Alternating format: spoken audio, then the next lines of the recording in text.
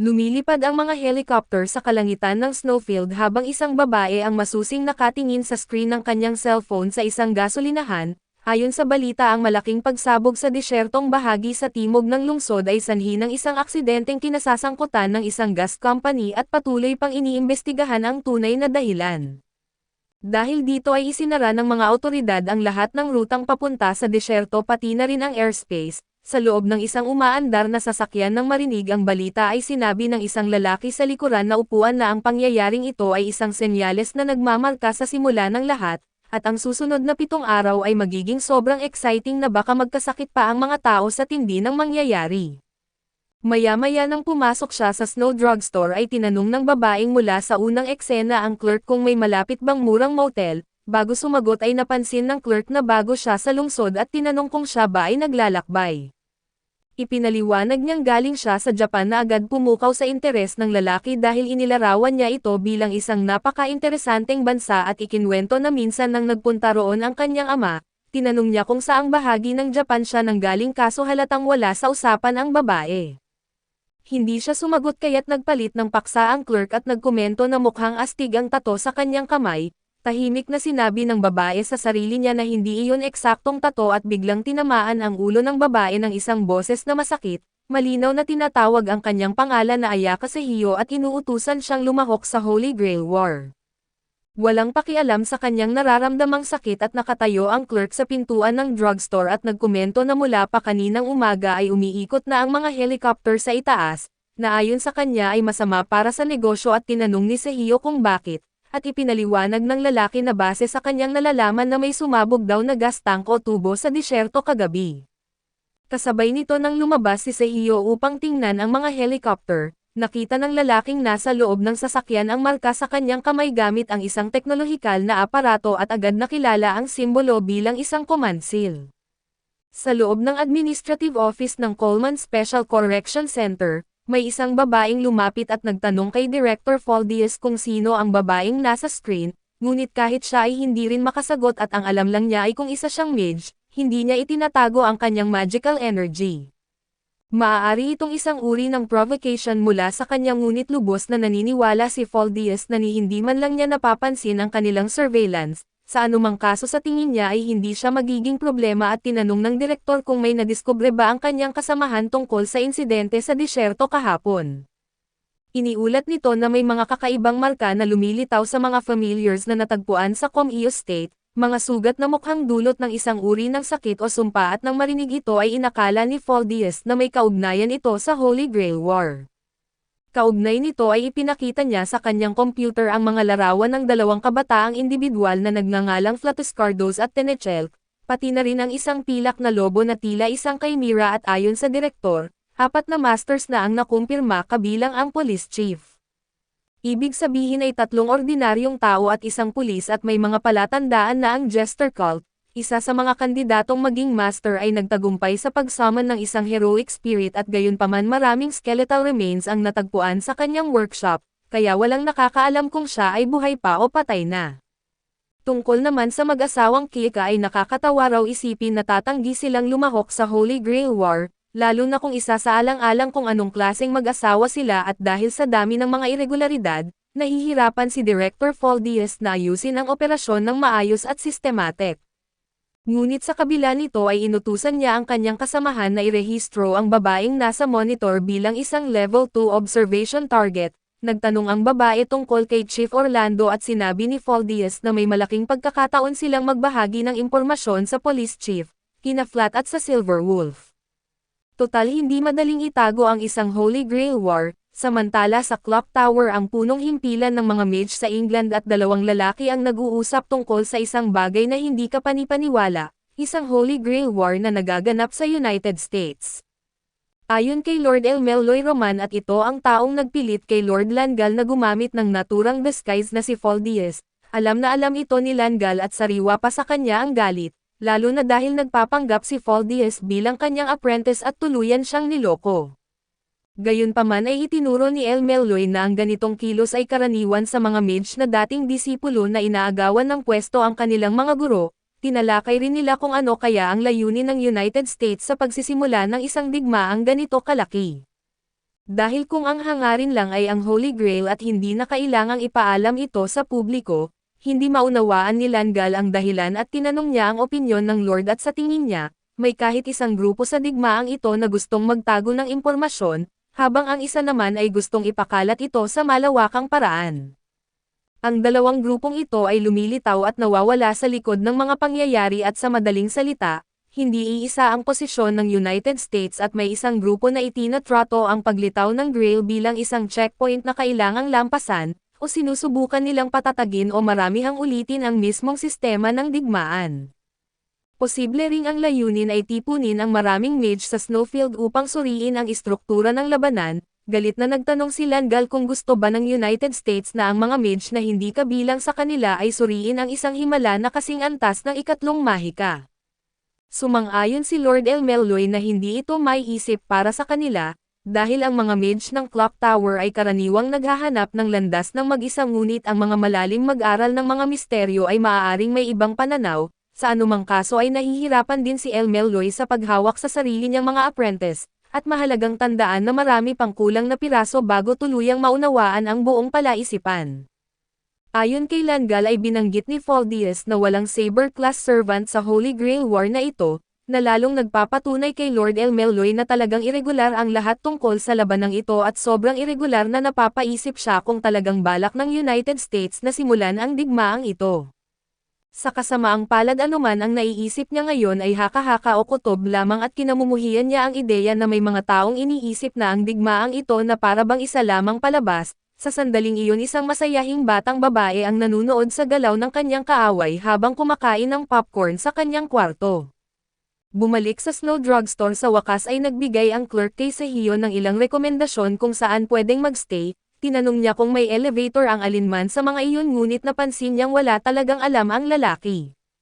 Hinayaan na lang niya ito at nagpaalam pero bago umalis ay nag-iwan siya ng napakalaking halaga ng pera sa counter. Tinanong siya ng lalaki kung bakit pero bago tuluyang lumabas ng tindahan, sinabi na lang niya na hindi rin naman niya magagastos ang lahat ng iyon. Habang wala sa sariling naglalakad si Sehio sa kalye ay nilapitan siya ng isang lalaking nakatago na matagal na pala siyang hinahanap, samantala isang lalaki ang nakatanggap ng tawag sa telepono sa kanyang opisina at sinabi kay Castor sa kabilang linya na ihahatid niya mamaya sa kwarto nito ang isang high-end na relo, basta ipagpatuloy lang nito ang pagtatrabaho habang napapalibutan ng fast food. Humingi si Castor ng rekomendasyon ng masarap at mahal na lokal na pagkain total hindi naman siya ang magbabayad, humingi ng paumanhin ang lalaki tungkol sa nagdaang gabi at tinanong ang opinyon ni Castor tungkol sa insidente sa disyerto. Ngunit walang kaalam-alam si Castor na may nangyari pala na labis ikinainis ng lalaki at naramdaman niyang parang tanga siya sa pag-asang may makukuhang opinyon mula sa isang heroic spirit. Paunti-unti na sana niyang ibababa ang telepono. Ngunit bigla siyang natigilan ng tanungin ni Castor kung ganoon din ba siya kalamig makitungo kay Francesca, kung mas madaling intindihin ang mga sinasabi ng batang si Foldies o kung mas gusto niyang pag-usapan ang Japanese couple na mga Kiruoka. Nabigla ang lalaking kausap niya sa telepono na nahulaan ni Castor ang lahat ng iyon, gayunpaman ay tiniyak ni Castor na hindi niya ikinokonekta ang 5 pandaman ng lalaki sa sarili niya, lalo na sa panahon ngayon na halos lahat ay maaaring matutunan gamit ang Wi-Fi at isang PC, kahit na nasa loob lamang ng munting hardin na ito. Ipinagpalagay ng lalaki na ang tinutukoy niya ay ang Phantom Relic at halos ma-offend si Castor sa pag-aakalang hindi siya marunong gumamit ng modernong kagamitan dahil lamang isa siyang servant, habang tinitingnan ang kanyang reconnaissance report. Tinanong ni Castor ang lalaki kung ano ang tingin nito sa pagtawag niya sa babaeng nagngangalang Tenachel o sa police chief na si Orlando Rive, na napakapopular sa kanyang mga tauhan at malapit na kaibigan ng mga nakakahinalang eksperto sa manipulation tulad ni na Francesca at Foldies.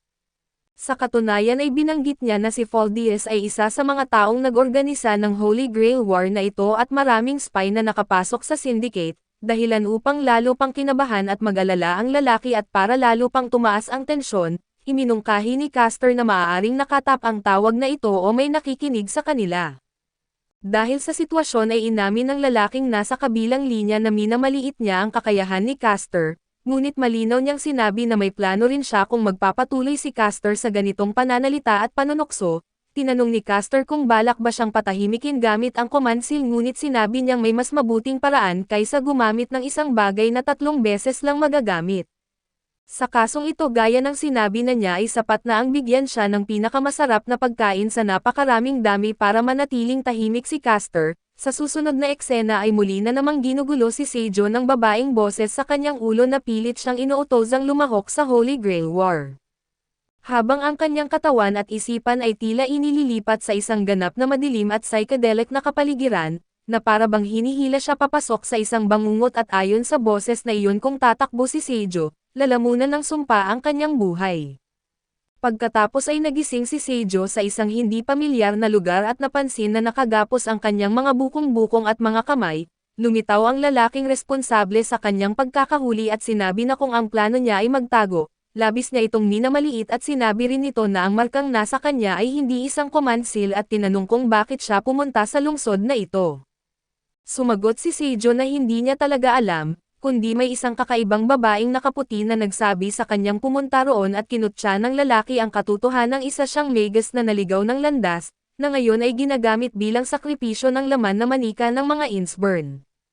Ngunit ipinaliwanag ni Seijo na hindi siya isang magus at hindi na ito pinatulan ng lalaki, at sinabi na kailangan pa niyang manatili roon ng mas matagal dahil mahilig ang kanyang kliyente sa kaunting laro. Pero huwag daw siyang mag-alala at isa lamang daw itong pagsubok upang makita kung ang servant na kanyang isusuman, isang marangal na bayani na dating kilala bilang hari ng mga Knight of the Round Table, ay susunod sa utos na patayin ang isang babaeng walang kalaban-laban. Habang isinasagawa ng kidnapper ang summoning ritual, iniisip ni Ayaka Seijo kung bahagi ba ito ng sumpa ng babaeng nakaputi at kung masisiyahan ba ito sa ganitong trahedyang wakas. Mukhang magdurusa si Seijo sa isang kapalarang tila hindi na maiiwasan dahil sa sitwasyon. Ngunit biglang may lumitaw na isang babae at pinatay ang lalaki gamit ang isang uri ng sobrenatural na kapangyarihan, kung saan isang higanteng braso na gawa sa kakaibang material ang tumusok sa kanyang katawan, at matapos ayusin ang problema, tinanong ng babae kung si Seijo ba ay isang magus na naghahangad ng Holy Grail. Ngunit bago pa siya makasagot ay natunaw ang mga tanikala ni Seijo at isang napakalakas na hagupit ng magical energy ang biglang sumabog sa lugar na kanilang kinaroroonan, samantala mula sa kanyang kwarto ang batang babaeng kanina'y kumakain ng popcorn ay tila aliw na aliw, parang nanunood lamang ng pelikula habang hinihintay kung ano ang gagawin ng babae matapos mapatay ang kanyang master sa mismong sandaling siya ay naisaman. Ngunit nagulat ang bata nang makita na isang saber ang biglang lumitaw at sa mismong lugar ng labanan, hinarap ng saber ang babaeng nagligtas kay Seijo at nagkomento tungkol sa kakaibang sitwasyon ng kanyang disguise at ang malakas na pagputok ng kapangyarihan.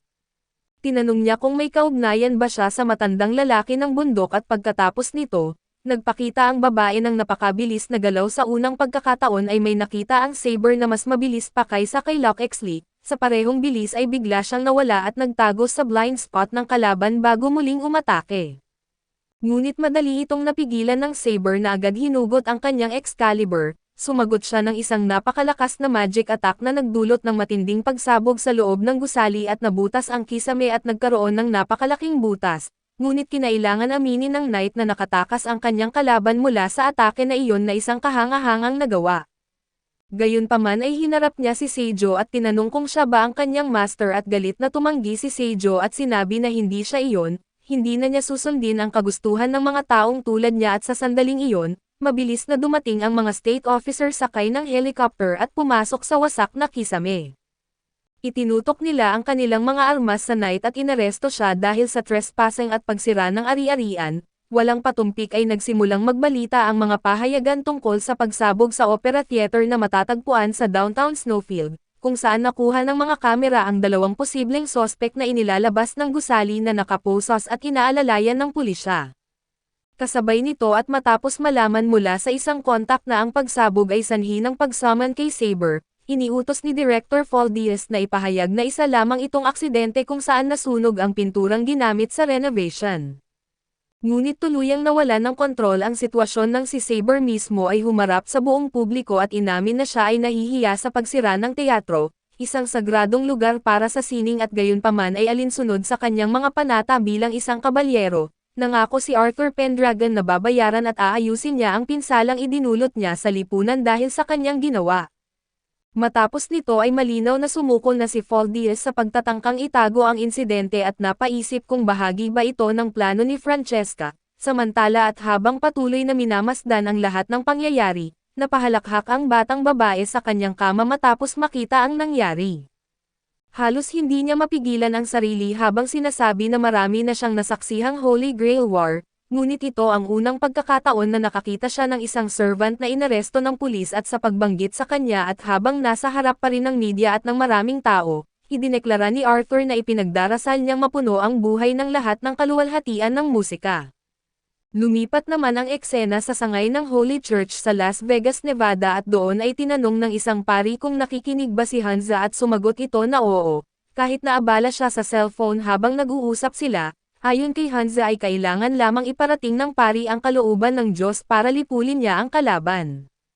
Gaya ng nauna na niyang sinabi, pinaalalahanan siya ng pari na ang papel ni Hanza sa pagkakataong ito ay hindi bilang tagapagtupad kundi bilang tagamasid, dahil kung mauwi man sa labanan na tiyak na mas epektibo ang isang batang tulad niya kaysa sa isang matandang tulad ng pari. Idinagdag din ng pari na mas mabuting itigil ang paggamit ng cellphone kapag may kausap lalo na't kailangan kumilos si Hanza bilang isang pari. Nang marinig ito ay itinabi ni Hanza ang kanyang telepono at habang papunta sa pinto ay nangakong magsusuot siya ng casual na damit kapag pupunta siya sa kasino. Bago pa siya tuluyang makalabas ay biglang inihagis ng pari ang isang poker chip patungo sa likod ni Hanza. Nagawa niyang saluhin ito sa tamang oras at ayon sa pari na isa lamang itong pagsubok dahil nag-alala siya na baka nangalawang na ang mga reflex ni Hanza dahil sa sobrang paggamit ng cellphone. Pagkalabas ng simbahan ay tinawag ni Hanza ang quartet para sa kanilang unang misyon, matapos ang mahabang panahon isang grupo ng mga batang babae na batay sa itsura ay tiyak na hindi inosente.